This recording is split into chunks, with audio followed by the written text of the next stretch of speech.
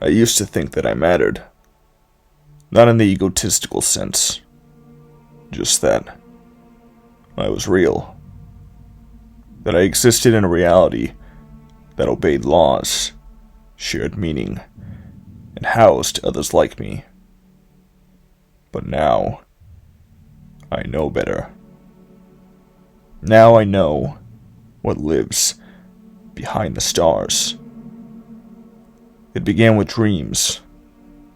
They came on the tail end of an insomnia I couldn't shake. Glimpses of cities that shouldn't exist, angles that bent the wrong way, and a hum. Always a hum, like a cosmic tuning fork reverberating in the pit of my soul. I started seeing patterns in the noise, literal noise. The static on my television, the whine of my old radio when it wasn't tuned properly, the faint buzz of lights. It was as if something was trying to speak through the whitewash of existence. I began writing down what I thought were messages, convinced I was on the verge of uncovering something profound. And I was, just not in any way I wanted. It reached a crescendo one night, when I woke up at exactly 2:41 a.m., an inconsequential time of the night, to complete silence. No wind, no buzzing, not even the sound of my own breath. Everything was still.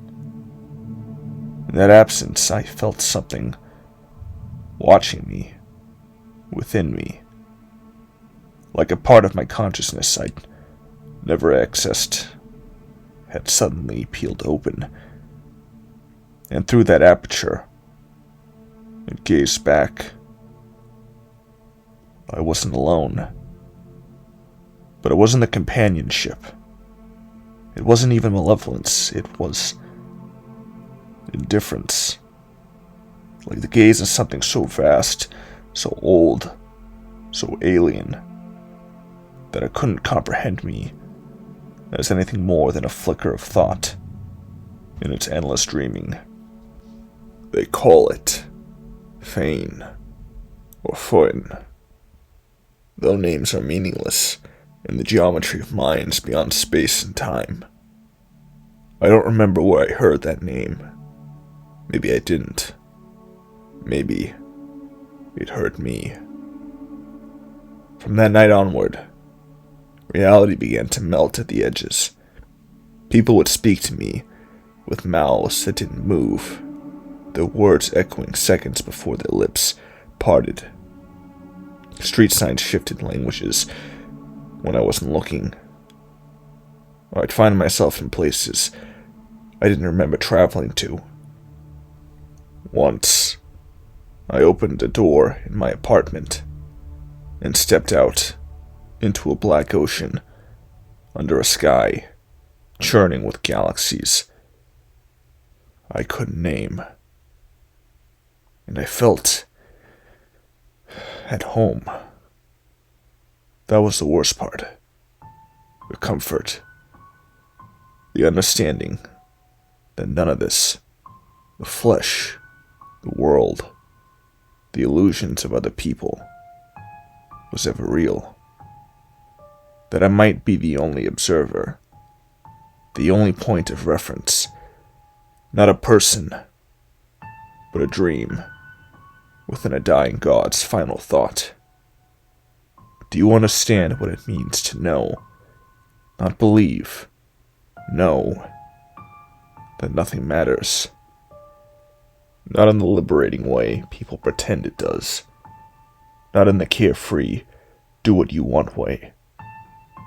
But in the slow, suffocating realization that you are utterly, irrevocably alone.